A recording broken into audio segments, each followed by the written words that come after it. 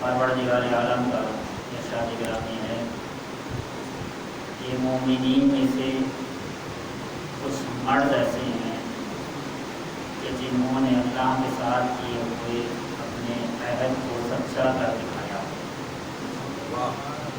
उनमें से बाज़ वो हैं कि जिन्होंने अपनी मुद्दत पूरी कर दी और बाज़ इंतज़ार कर रहे हैं, और ये सब के सब वो बंदे हैं कि जिनमें कोई तब्दीली वाक़ई नहीं होती। कल आप हज़रात के सामने एक सवाल इजाद किया था कि इमाम हुसैन अलैहिस्सलाम से पहले भी कोई करबला नहीं है और इमाम हुसैन के बाद भी कोई करबला नहीं है। और हमने बताया कि इसके कुछ जवाबात दिए गए। पहला जवाब ये था कि जैसे असहाब इमाम हुसैन को मिले ऐसे असहाब न इससे पहले किसी को मिले न इसके बाद किसी को मिले। इस पर आज मज़ीद बात करूँगा इंशाअल्लाह।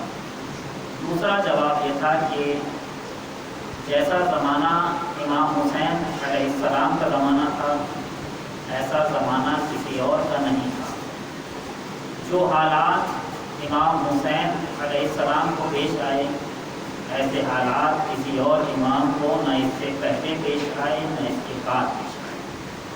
इमाम हुसैन से पहले ज़माना ख़राब था, लेकिन अब भी हक़ को हक़ समझकर तर्क किया जा रहा था। लेकिन इमाम हुसैन अलैहिस्सलाम के ज़माने तक हक़ को हक़ ही नहीं समझा जा रहा था। लिहाजा ऐसे ज़माने में ज़रूरत थी कि कोई आगे बढ़े और ऐसी कुर्बानी दे कि हक़ को हक़ समझा जाए और बातिल को बातिल समझा जाए। और इमाम हुसैन अलैहिस्सलाम ने अपनी कुर्बानी देने के बाद हक़ को ऐसा ज़िंदा किया कि उसके बाद हक़ को कोई छुपा न सका। मुख्तलिफ मुनाफिकीन आए, उन्होंने हक़ को छुपाने की कोशिश की, मगर हक़ तमाम तर ताकत के साथ वैसे ही चमकता रहा। बादशाह बदलते रहे, बनु उमय्या का दौर गया, बनु अब्बास का दौर आया, एक से बढ़कर एक जालिम आया, एक से बढ़कर एक जदीद आया, मगर हुसैनियत ने अपना रास्ता बदला नहीं। हुसैन अपना रास्ता बनाते चले और मोहम्मद वाले मोहम्मद सल्लल्लाहु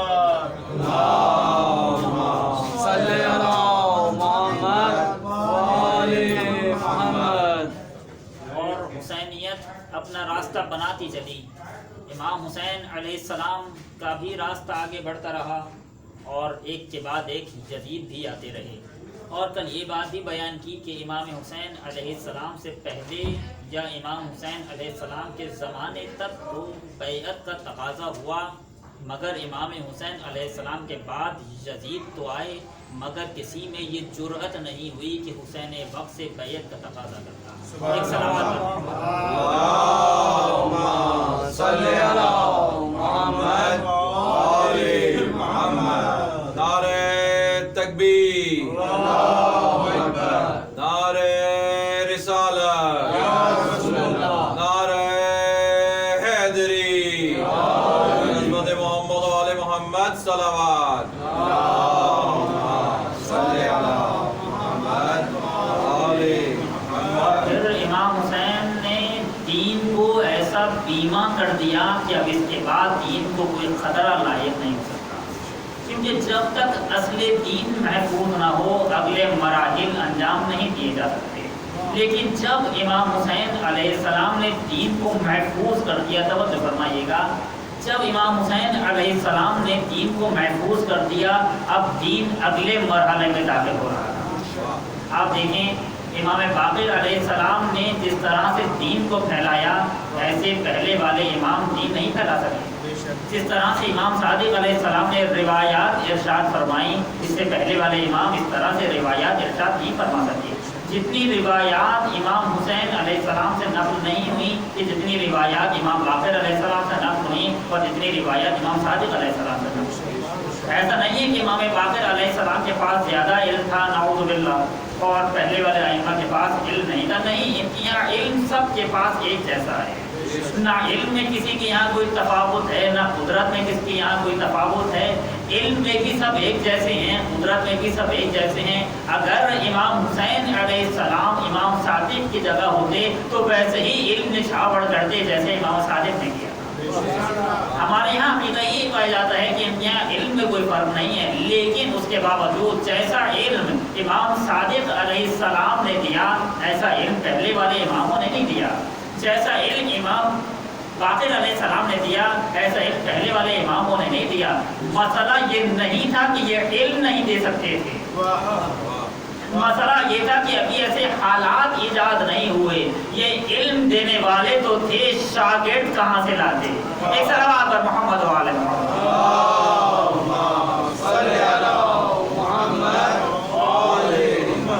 امام حسین علیہ السلام نے اپنی قربانی کے بعد شاگردوں کا ایک سلسلہ شروع کر دیا.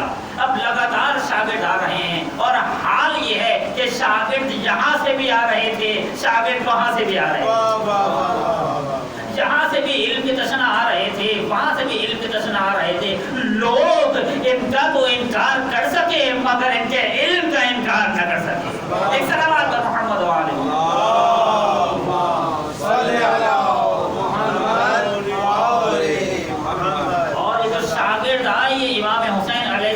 کی محنتیں تھیں. اگر سید الشہداء دین کو بچا نہ لیتے اور دین کو اگلے مرحلے میں داخل نہ کرتے تو نہ امام باقر علم دے سکتے تھے نہ امام صادق علم دے سکتے تھے.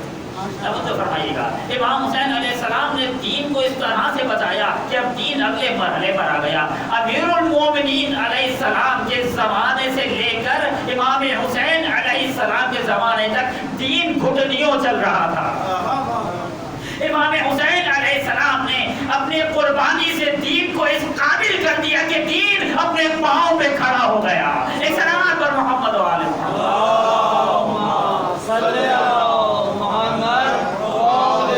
محمد. یہی وجہ تھی کہ امام امیر المومنین امام علی علیہ السلام نے یا امام حسن علیہ السلام نے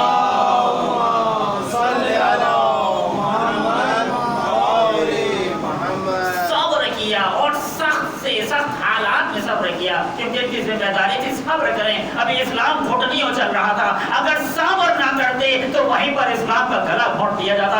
وہ تو کامیاب ہو جاتے مگر خدا کا مقصد کامیاب نہ ہو سکتا تھا. امیر المومنین نے صبر کیا، امام حسن نے صبر کیا، یہاں تک کہ مرحلہ امام حسین کے زمانے تک آیا. امام حسین علیہ السلام نے جب یہ دیکھا کہ اب یا میں بچوں گا یا خدا کا دین بچے گا، ایسے مرحلے پر امام حسین علیہ السلام نے اپنے آپ کو قربان کر کے خدا کے دین کو اس قابل کر دیا کہ اب دین خدا پر کبھی کوئی آنچ نہیں آئے گی. مختلف شدید آئیں گے مگر خدا کے دین کو کوئی مٹا نہیں سکتا. اور یہ مسئلہ یہی ہے کہ جب تک اصل دین محفوظ نہ ہو اگلے مرحلے پر بات ہو ہی نہیں سکتی تھی. اگر دین محفوظ نہ ہوتا تو امام باقر علم کیسے پھیلاتے؟ اگر دین محفوظ نہ ہوتا امام باقر دین کیسے پھیلاتے؟ کیوں؟ یہ علم خدا پھیلانے آئے تھے. اگر خدا ہی نہیں تو علم خدا کیسا؟ ایک سلام پر محمد و آل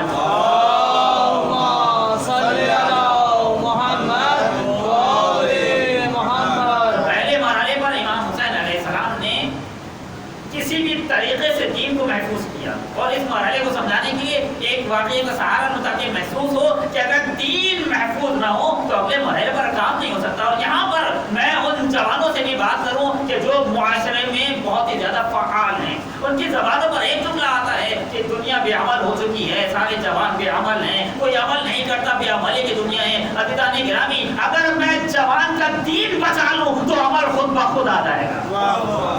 یہ ضروری نہیں ہے کہ میں اسے یہ تلقین کروں کہ نماز پڑھو، یہ ضروری نہیں ہے کہ میں اسے یہ تلقین کروں کہ روزہ رکھو، یہ ضروری نہیں ہے کہ میں اسے بولوں کہ سچ بولو. بلکہ اگر میں نے اس کا دین محفوظ کر دیا تو نماز بھی پڑھنے لگے گا، روزہ بھی رکھنے لگے گا، سچ بھی بولنے لگے گا. دین محفوظ ہو گیا تو سب بچ جائے گا اور دین محفوظ نہ ہوا تو کچھ بھی نہ بچے گا. ایک سلام پر محمد و آل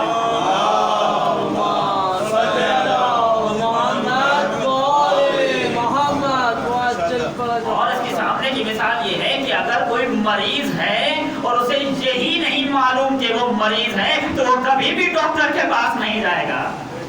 और अगर वो मरीज है और उसे नहीं मालूम वो मरीज है, लेकिन मुझे मालूम है मैं मरीज हूँ, मैं उससे लाख कहूँ डॉक्टर के पास चलो, वो डॉक्टर के पास नहीं जाएगा, क्योंकि ये इसे मालूम ही नहीं कि ये मरीज है। मेरी जिम्मेदारी ये नहीं है कि मैं इसे जबरदस्ती डॉक्टर के पास ले जाऊं, तो फरमाइएगा, मेरी जिम्मेदारी ये नहीं है कि मैं इसे जबरदस्ती डॉक्टर के पास ले जाऊं, मेरी जिम्मेदारी है कि मैं बस इसे ये बता दूं कि तुम मरीज हो। अगर उसे ये एहसास हो गया कि वो मरीज है, फिर वो अपने पांवों से चलकर डॉक्टर के पास जाएगा। यही मसला है कि अगर मैंने किसी भी तरीके से जवान के दिल में ये दीन की मोहब्बत ईजाद कर दी, तो जरूरी नहीं है कि उसे ये तलकीन करूं कि मस्जिद जाओ, वो खुद अपने पांव पर चल के मस्जिद जाएगा। उसे मालूम है मैं मरीज हूँ, खुदा शिफा देने वाला है। एक सलावत पर मोहम्मद वाले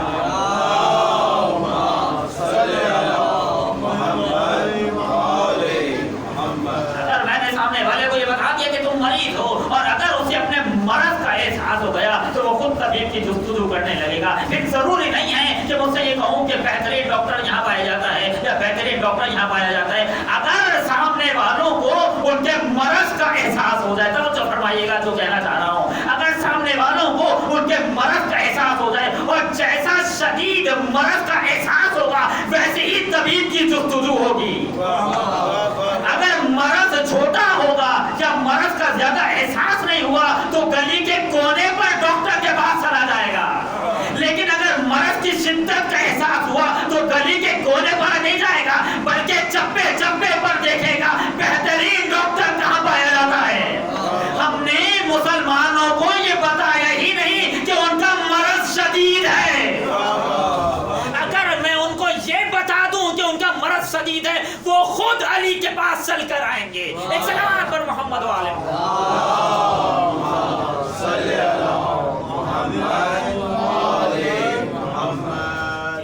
खुशनू दिए इमाम ज़माना बुलंदतर सलावा।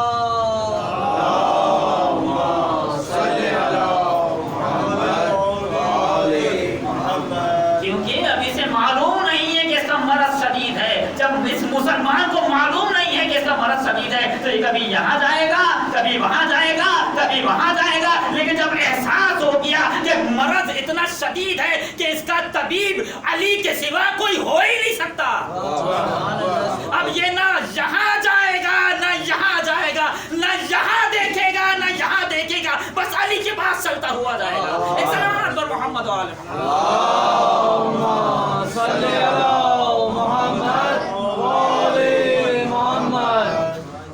अगर इंसान को ये एहसास हो जाए कि वो मरीज है, और जैसा एहसास शिद्दत के साथ बढ़ता जाएगा, ऐसे ही इंसान के अंदर तबीब की जुस्तजू बढ़ती रहेगी। मेरा काम ये नहीं है कि मैं ये बताऊं कि अली इमाम है, तो फरमाइएगा, मेरी जिम्मेदारी ये नहीं है कि मैं ये बताऊं अली इमाम है, मैं बस उसको ये बता दूं कि तुम्हें किसी इमाम की जरूरत है।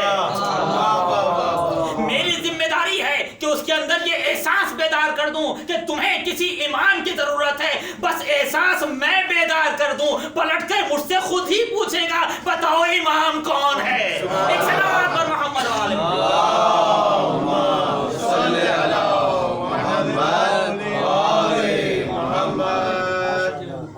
मसला ये है कि इंसानों को ये एहसास नहीं हुआ कि उन्हें किसी इमाम की जरूरत है।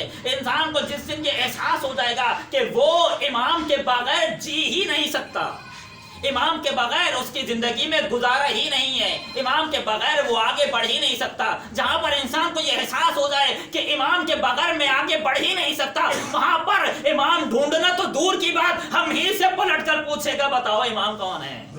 इसीलिए कहने वाले ने कहा था इस कौम को बेदार तो हो लेने दो, हर कौम पुकारेगी हमारे हैं हुसैन। क्यों? इसलिए कि अभी तक मालूम नहीं था कि हमारे मर्ज की दवा हुसैन है। जब ये एहसास हो गया कि हमारे मर्ज की दवा हुसैन है, दुनिया खुद चलकर करबो बला तक आएगी और कहेगी हुसैन आप ही तो हैं हमारे मर्ज का इलाज। एक सलावत पर मोहम्मद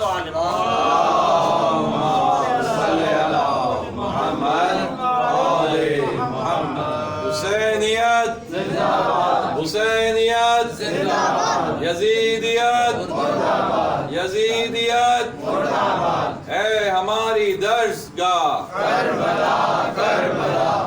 کا سیدھا راستہ کربلا کربلا عظمت محمد و آل محمد صلوات صلی علی محمد آل محمد اس قوم کو بیدار تو ہو لینے دو، ہر قوم پکارے گی ہمارے ہیں حسین، اور پھر یہ قوم سنی شیعہ نہیں ہے۔ توجہ فرمائیے گا، قوم سے مراد صرف اہل بیت کے چاہنے والے نہیں ہیں، قوم سے مراد صرف شیعہ نہیں ہے، قوم بما ہوا قوم جو بھی ہو، چاہے سنی ہو یا شیعہ ہو، بریلوی ہو یا دیوبندی ہو، مسیحی ہو یا یہودی ہو، بس اس کو یہ پتا چل جائے کہ ہمارے حسین ہیں، اس کو یہ پتا چل جائے میرے مرض کی دوا حسین ہے۔ کیوں؟ اس لیے کہ کربلا سے پہلے سنی شیعہ تھے، کربلا کے بعد سنی شیعہ نہیں بلکہ یا حسینیت ہے یا یزیدیت ہے۔ صلی علی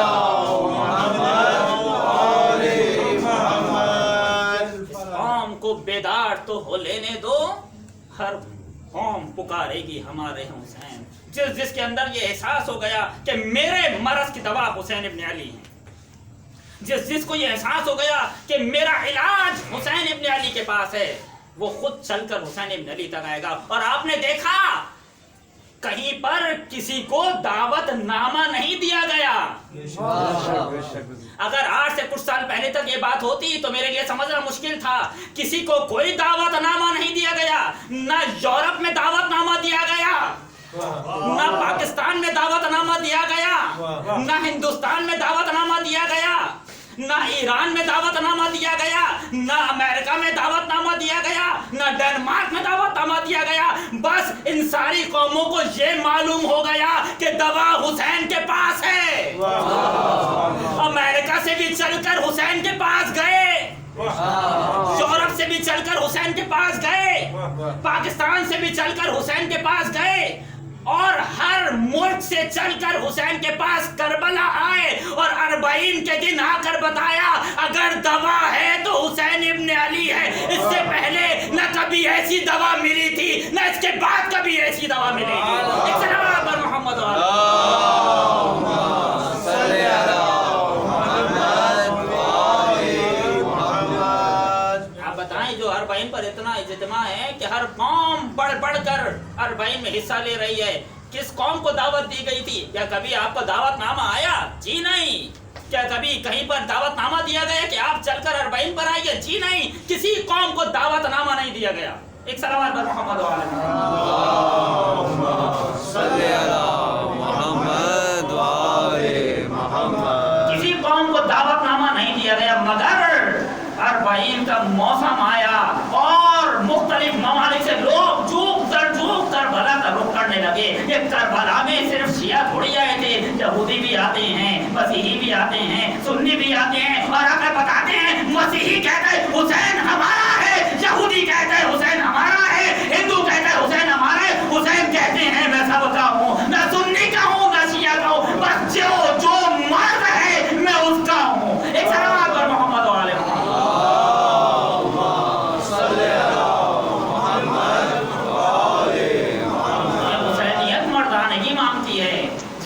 مردانگی نہیں، وہاں حسینیت نہیں جا سکتی۔ مردانگی جہاں پر بھی ہوگی وہاں پر حسینیت خود آئے گی۔ اور اسی طرف یہ آیت اشارہ کر رہی ہے، اواذی من المؤمنین رجال، مومنین میں سے کچھ مرد ایسے ہیں۔ پروردگار عالم نے یہ نہیں کہا کہ مومنین کچھ ایسے ہیں، مومنین تو بہت ہیں۔ ان مومنین میں سے بھی دائرہ تنگ کر دیا خداوند عالم نے۔ مومنین میں سے کچھ مرد ایسے ہیں، یعنی صرف حسینی بننے کے لیے صرف مومن ہونا کافی نہیں ہے، مرد ہونا کافی ہے۔ ایک سلام پر محمد وآل محمد صلی علی محمد وآل محمد۔ اور آپ لوگ یہ نہ سمجھیے گا کہ جو حسینی نہیں ہے وہ عورت ہے، کیونکہ مختلف الفاظ کے مقابل پر آتے ہیں۔ ایسا نہیں ہے کہ جو حسین نہیں ہے وہ عورت ہے۔ میں غیر حسینی کو عورت نہیں کہہ رہا، یا الفاظ بدل دوں، یہاں مرد عورت کے مقابل پر نہیں ہے، مرد نام مردوں کے مقابل پر ہے۔ مرد حسینی ہے،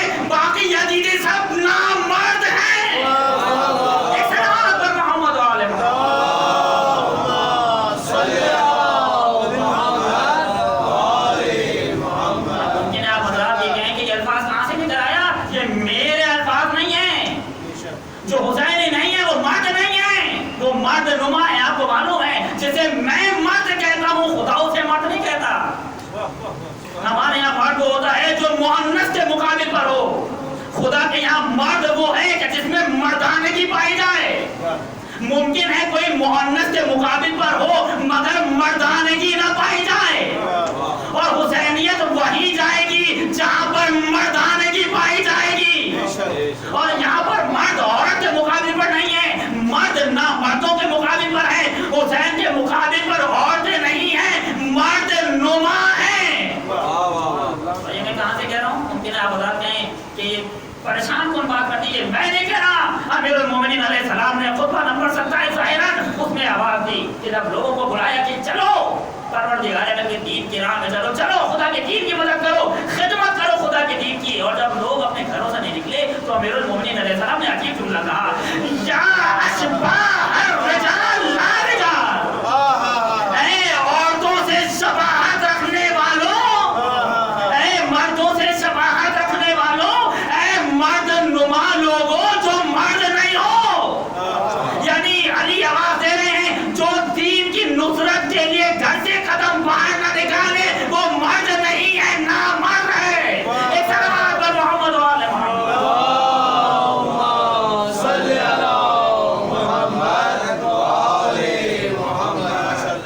جو دین کی راہ میں خدا کی راہ میں قدم باہر نہ نکالے. اور تاریخ میں اٹھا کر دیکھی کون ہے کہ جس نے بارز ترین نمونہ پیش کیا خدا کے دین کی خدمت کا. اگر حسین سے بہتر کوئی ملے تو مجھے بتائیے. کیوں؟ دلیل میرے پاس یہ ہے کہ سب مل کر یہ کہتے ہیں کہ حسین نے خدا کے دین کی خدمت کی ہے, اور باقیوں کے لیے کہتے ہیں اس میں اختلاف ہے کہ شاید فلاں نے بھی خدمت کی ہو, شاید فلاں نے بھی خدمت کی ہو. باقی سب اختلافی ہیں, اتفاقی بس حسین ابن علی ہے. ایک سلام پر محمد و آل محمد.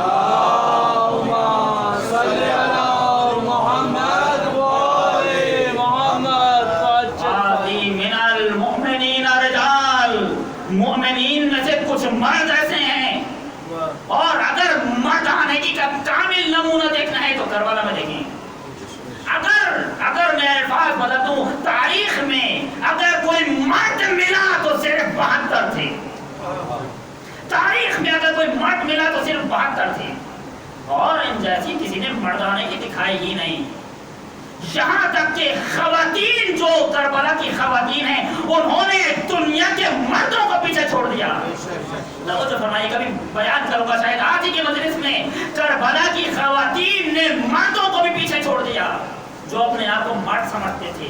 اور وہ کام کیا, کل میں نے بیان کیا تھا کہ خواتین گھر سے باہر نکلی اور انہوں نے کہا دیکھو کچھ لاشیں پڑے ہوئے ہیں. خواتین نے جا کر وہ کام کیا اور جا کر مردوں کو جوش دلایا کہ تم حسین کا ساتھ نہیں دے سکے مگر کیا حسین کے لاشیں کو بھی دفن کرو گے. اس کا معنی یہ ہے کہیں کہیں خواتین مردوں سے آگے نکل جاتی ہیں, مرد پیچھے رہ جاتے ہیں. ایک صلوات پر محمد و آل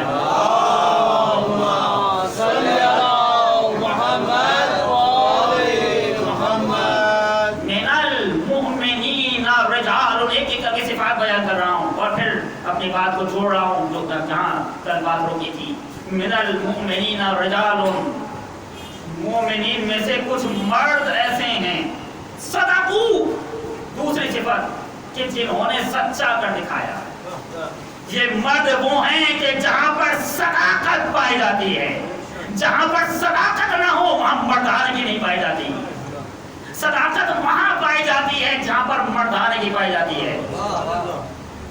یہ کربلا والوں کی صفات ہیں جو اس آیات میں پیش کیے جا رہے ہیں. من المؤمنین رجال, اور صداقت بھی ایسی کہ ایسی صداقت سے جان بھی گئی مگر صداقت سے پیچھے نہ ہٹے, مال بھی گیا مگر صداقت سے پیچھے نہ ہٹے, اولاد بھی گئی مگر صداقت سے پیچھے نہ ہٹے.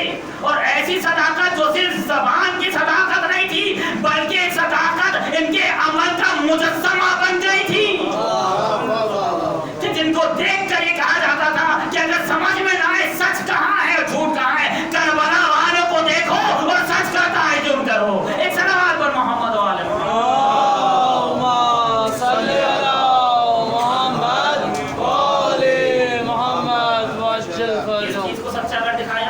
سچا کر دکھانے کے لیے کچھ چاہیے. کیا چیز تھی جس کو سچا کر کے دکھایا ہے؟ خود پروردگار عالم نے یہاں کی آواز دی, من المؤمنین رجال صدقوا ما عاهدوا الله علیہ. انہوں نے اس چیز کو سچا کر کے دکھایا ہے کہ جو انہوں نے پروردگار عالم سے عہد باندھا. کون سا عہد تھا؟ یہاں پر ایک بات عرض کروں. کچھ جوان ہی کہتے ہیں کہ ہم اہل بیت کے چاہنے والوں کے یہاں پیدا ہو ہی گئے, مجبور ہیں. اب پیدا ہو ہی گئے تو ہو ہی گئے, ہم مجبوراً شیعہ ہیں. تو یہاں پر بات عرض کروں عزیزان گرامی, کوئی مجبوراً شیعہ نہیں بنتا. توجہ کرنا, ایک طرف اشارہ کر رہا ہوں, کوئی مجبوراً کہیں پیدا نہیں ہوا, بلکہ اس مجبوری کے پیچھے بھی ایک اختیار تھا. توجہ کرنا, جس طرح اشارہ کر رہا ہوں, اس مجبوری کے پیچھے بھی ایک اختیار تھا. آپ کو معلوم اختیار کہاں تھا؟ وہ اختیار عالم ذر میں تھا, کہ جہاں پروردگار عالم نے اقرار لیا, بتاؤ میں تمہارا خدا ہوں یا نہیں. اس لوگوں نے کہا ہاں تو ہی ہمارا خدا ہے. پھر پروردگار عالم نے اقرار لیا, بتاؤ جب محمد تمہارا نبی ہے یا نہیں. انہوں نے کہا ہاں یہ ہمارا نبی ہے. تب یہاں پر ایک اور بات عرض کروں. کچھ لوگ یہ کہتے ہیں کہ کیوں پروردگار عالم نے ہمیں امام بنایا, ہمارے علاوہ کسی اور کے امام کیوں نہیں بنایا. اس کا ایک جواب یہ ہے کہ جب پروردگار عالم نے عہد دیا, ساری مخلوق عالم ذر یا عالم الست یا عالم میثاق, جو بھی نام دیجیے, مختلف نام ہیں. آپ کو معلوم ہے عرفا کہتے ہیں اس عالم میں آنے سے پہلے ہم نے 12 عوالم گزارے, جو ہم سمجھ رہے ہیں دنیا میں آ گئے, ایک کے بعد ایک 12 جمعوں سے ہوتے ہوئے اس عالم میں آئے. اور سب سے پہلا جو عالم تھا جہاں پر پروردگار عالم نے ہمیں رکھا تھا وہ تھا عالم ذر. وہاں پر ہمارے پاس علماء کہتے ہیں وہاں پر اختیار اس دنیا سے زیادہ تھا, یعنی جتنا اختیار ہمارے پاس یہاں ہے اس سے کہیں زیادہ اختیار وہاں پروردگار عالم نے ہمیں دیا. پہلے اس بات کا جواب دوں, پھر اگلی بات کا بھی جواب دوں گا. پہلے اس بات کا جواب دوں کہ کیوں پروردگار عالم نے انہیں امام بنایا, پھر اس بات کا جواب دوں کہ ہم یہاں بھی پیدا ہوئے. جب پروردگار عالم نے پوچھا کہ بتاؤ میں تمہارا پروردگار نہیں ہوں, تو سب سے پہلے جن لوگوں نے کہا بلا ہاں تو ہمارا پروردگار ہے, ان کی تعداد صرف 14 تھی. کیونکہ سب سے پہلے خدا کی بندگی کا اقرار 14 نے کیا, لہذا پروردگار نے امام بھی انہیں کو بنایا. ایک صلوات پر محمد و آل محمد. صلی علی محمد و آل محمد وعجل فرجہم. پھر اس کے بعد کچھ لوگوں نے اور اقرار کیا اور کہا کہ ہاں تو, ان کے فوراً بعد ہاں تو ہمارا پروردگار ہے. ان کی تعداد 5 تھی کہ جنہیں بڑا رسول بنایا. لیکن جب پروردگار عالم نے اقرار لیا, جب دوسرے نمبر پہ انہوں نے اقرار کیا, تو پروردگار عالم نے کہا نہیں, اب صرف میری الوہیت کا اقرار نہیں ہوگا, بلکہ ان 14 کی بھی ولایت کا اقرار کرنا ہوگا. یہ جو ہمارے یہاں حدیث پائی جاتی ہیں کہ جب تک کسی نبی نے ان کی ولایت کا اقرار نہیں کیا, اسے نبی نہیں بنایا. مسئلہ یہی تھا کہ جب پروردگار عالم نے 14 کو ولایت دے دی, اس کے بعد جو بھی ولی بنے گا جب تک ان کی ولایت کا اقرار نہ کرے ولی نہیں بن سکتا. ایک صلوات پر محمد و آل اللہم صلی علی محمد و آل محمد. پھر کچھ لوگوں نے اور اقرار کیا تو انہیں نبی بنایا گیا, یہاں تک کہ کچھ لوگوں نے اور اقرار کیا, اس کے بعد پھر انہیں ولی بنایا گیا, اور مسئلہ بڑھتا رہا, ہمارا نمبر پتہ نہیں کہاں. بہرحال پروردگار عالم نے اس عالم میں اقرار لیا. جن لوگوں نے حتیٰ یہاں تک بیان کیا گیا کہ جمادات سے بھی پروردگار عالم نے اقرار لیا. توجہ فرمائیے گا, سبزیوں سے بھی پروردگار عالم نے اقرار لیا, پہاڑوں سے بھی پروردگار عالم نے اقرار لیا, جانوروں سے بھی پروردگار عالم نے اقرار لیا, پھلوں سے بھی پروردگار عالم نے اقرار لیا. جس آپ یہ بتائیں, عقیق پہننے کی بہت زیادہ تاکید ہے, کیوں؟ اور یہ پتھر پہننے کی تاکید ہے, لیکن جتنی تاکید عقیق کے بارے میں ہے ایسی تاکید کسی اور کے بارے میں نہیں ہے. اس کی وجہ کیا ہے؟ کہ عقیق وہ پہلا پتھر ہے جس نے سب سے پہلے امیر المومنین کی ولایت کا اقرار کیا. ہم نے دیکھا امیر المومنین کی ولایت کے اثرات صرف انسانوں پر نہیں آئے, بلکہ جمادات تک ولایت کے اثرات گئے. جو ولایت جماعت کو بھی عقیق جیسا پتھر بنا سکتی ہے, وہ ولایت حیوان کو سلمان بنا دے تو تعجب کیا ہے. ایک صلوات پر محمد و آل محمد.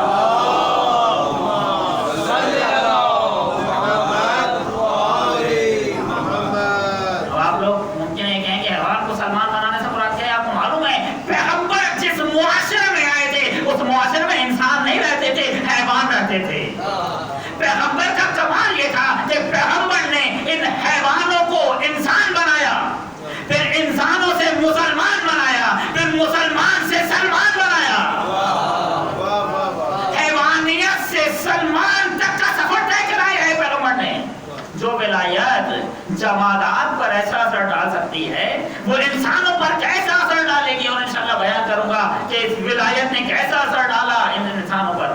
हाँ, यहाँ तक कि रिवायत में आया, आप देखें, बाज़ हैवान हलाल हैं, बाज़ हैवान हराम। इसकी वजह क्या है? जो रिवायत ने बयान किया कि जिन जानवरों ने अहले बैत की विलायत का इनकार किया वो हराम हैवान बने, और जिन्होंने इकरार किया वो हलाल जानवर बने। यहाँ तक कि आप देखें, बाज़ फल मीठे हैं, बाज़ फल कड़वे। बाज़ फल हैं जो मीठे हैं, बाज़ कड़वे हैं। आप उठा के बादाम उठा कर देखें, कुछ कड़वे निकल आएंगे। क्यों? इसलिए कि जिन्होंने अहले बैत की विलायत का इनकार किया वो कड़वे थे, और जिन्होंने इकरार किया वो मीठे थे। तो गरज आपने देखा, अहले बैत की विलायत सिर्फ इंसानों पर असरअंदाज नहीं हुई, बल्कि जानवरों पर भी असरअंदाज हुई, फलों पर भी असरअंदाज हुई, सब्जियों पर भी असरअंदाज हुई, जमादात पर भी असरअंदाज हुई। अहले बैत की विलायत कहाँ कहाँ असरअंदाज हुई? जिन लोगों ने वहां पर यानी आलम ज़र में अहले बैत की विलायत का इकरार किया, वो इस दुनिया में अहले बैत के घराने में पैदा हुए। अब ना कहिएगा मैं मजबूरन शिया बन गया। एक सलाम पर मोहम्मद व आले मोहम्मद।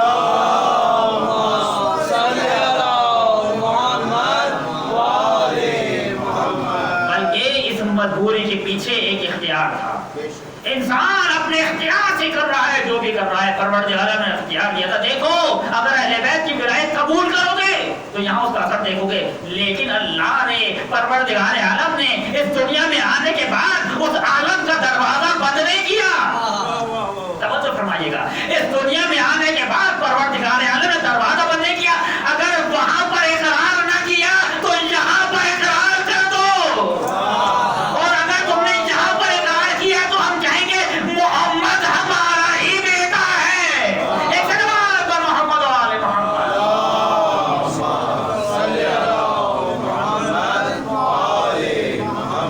मोहम्मद इब्न अबी बकर के बारे में इमाम अली अलैहिस्सलाम ने आवाज दी कि मोहम्मद हमारा बेटा है। अगर से दूसरे के यहाँ पैदा हुआ, क्यों? दरवाजा खुला है। अगर कोई वहां पर खराब करके आया है तो यहाँ पर बढ़ा सकता है, और अल्लाह ने, खुदा ने तौबा का दरवाजा खोला ही इसलिए था। तौबा का कमाल यह है कि तौबा सिर्फ इस दुनिया के गुनाहों को नहीं मिटाती, उस आलम के गुनाहों को भी मिटा देती है। एक सलाम पर मोहम्मद व आले मोहम्मद।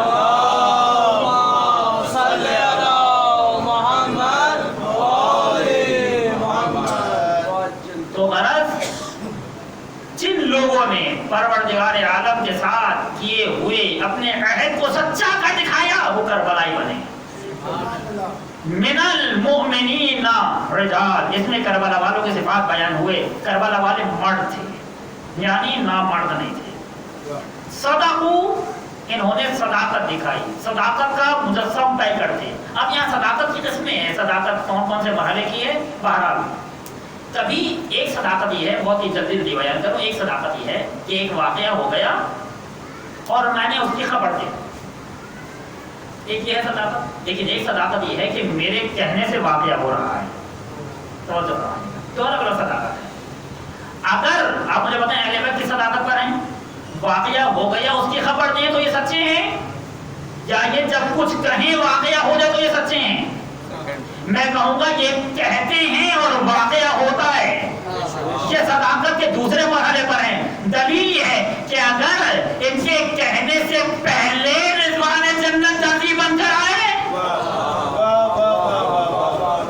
तो ये पहले दर्जे पर है। लेकिन अगर ज़बान से जुमला निकल जाए और रिज़वान जन्नत को दर्जी बनना पड़े, इसके माना यह है कि जब ये कह देते हैं तो वाकया रोनुमा होता है। एक सलावत पर मोहम्मद व आले मोहम्मद।